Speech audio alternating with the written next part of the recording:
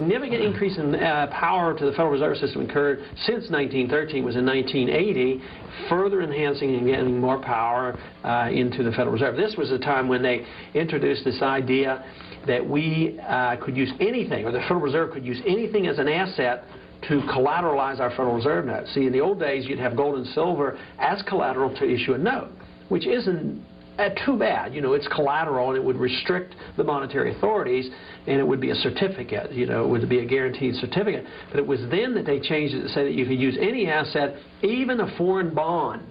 So it's true now that you can use, and they have, used foreign bonds, they put them in the Federal Reserve, and that's the backing. That's the collateral for our Federal Reserve note. That's how strong our currency is. You wonder how the currency works. It doesn't deserve to work.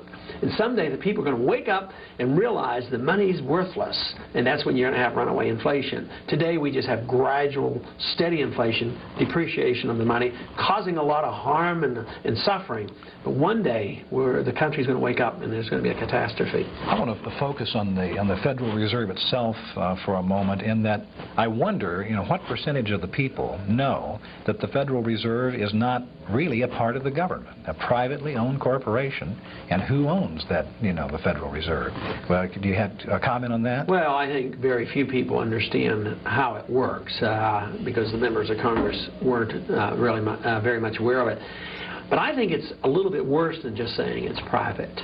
You know, if it were just private, they'd have to live within the laws of the land of fraud, and they would have to be a public corporation. And, you know, if there's a public corporation, you have a right to know what your corporation is doing if you own stock. And be audited. Here it's secret, but where do they get their power? Is it the power of the marketplace that creates this corporation?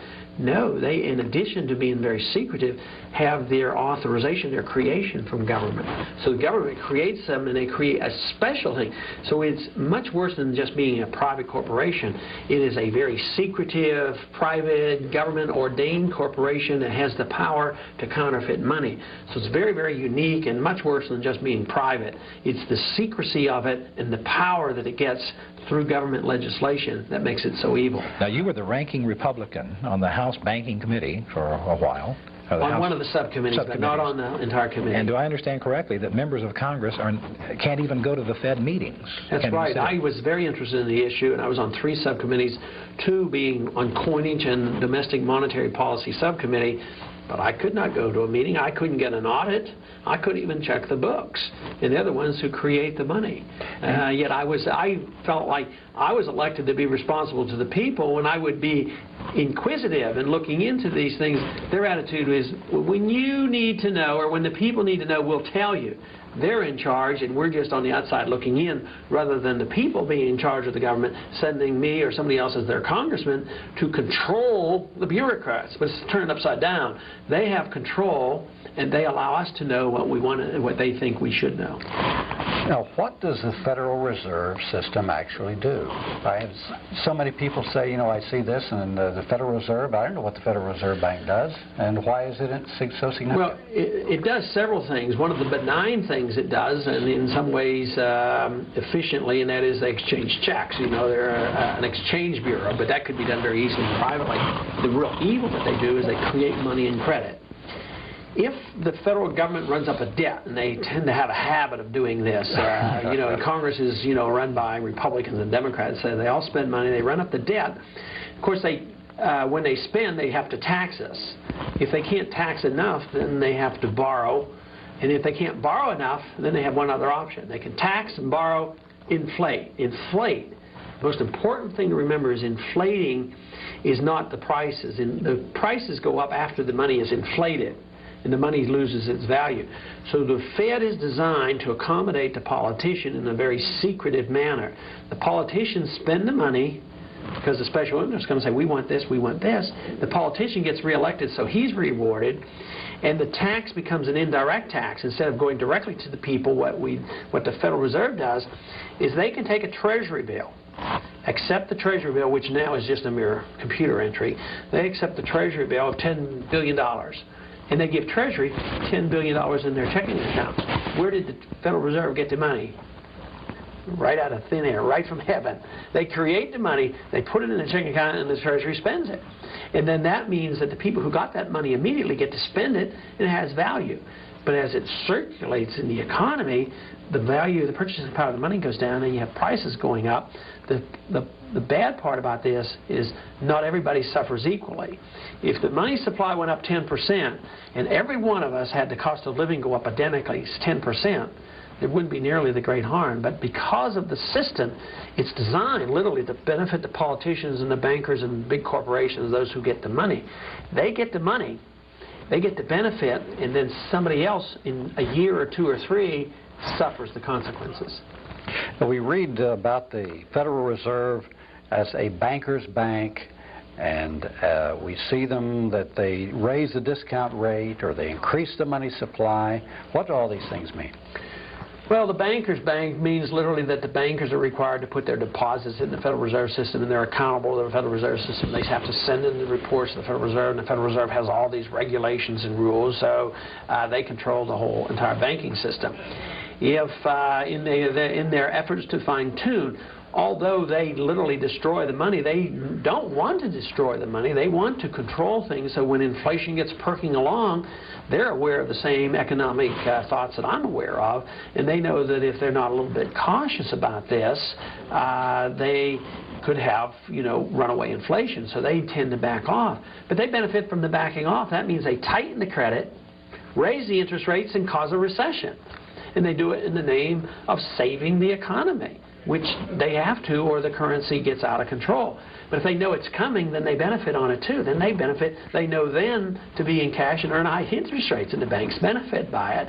So they, whether the economy is going up or down, if they're designing the policy, they can catch the swing. So it's the inside information that they have.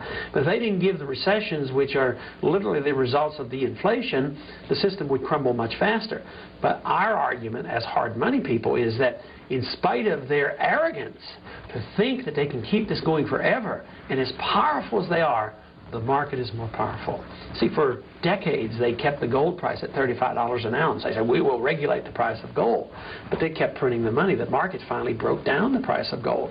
Well, the marketplace will finally win out, and the people will wake up and say, it's all a paper, it's all a scam. And that's when there's chaos, and that's when the bankers realize they're getting out of control, and that's when the connection of the bankers to the politicians is critical, because then power is threatened. So that's when they come down with political controls of our lives. That's why the emergency powers are already written. The president can declare an emergency and take over the industries and take over our lives and confiscate the gold. And that's why we should be concerned. We should be concerned for, our prosperity, our standard of living and all. But our greatest concern ought to be that when these crises come in, the market disrupts this political system and this monetary system, then we're threatened by political power taking away more of our personal liberties. Are this the FEMA regulations that you're talking about, the program? Yes, it's done under the FEMA, the emergency powers, and it came up even in the Contra hearings that there were emergency powers written. As a matter of fact, that great hero Oliver North was participating in designing some of these to literally, if necessary, suspend the Constitution. These are the kind of things they're talking about. I don't know if you recall set up concentration camps. When this was brought up in the FEMA, in the Iran-Contra hearings, remember? They immediately suppressed it, and they say, this is something we can't discuss in the open. Security, yes. The people aren't allowed to know about this. And that's why, who protected this information? Who protected Oliver North? The head Democrat, which goes to show you the power structure is the same. John, you made a big study of the history of the Federal Reserve. How did it come about?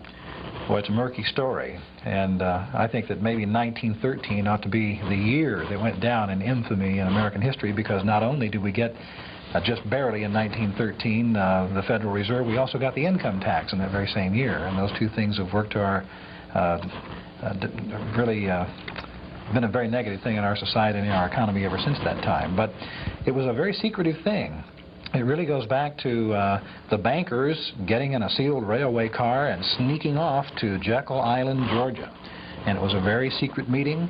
In fact, they called it the First Name Club. They only called each other by their first name so that even people who worked there as waiters and servants and so forth later couldn't identify for sure who had even participated in that meeting. It was only about 4 or 5 people, wasn't it? Well, it was about 10, I believe, or 10, or 12, and that group of people literally laid the basis for what became the Federal Reserve. Basically, Rockefeller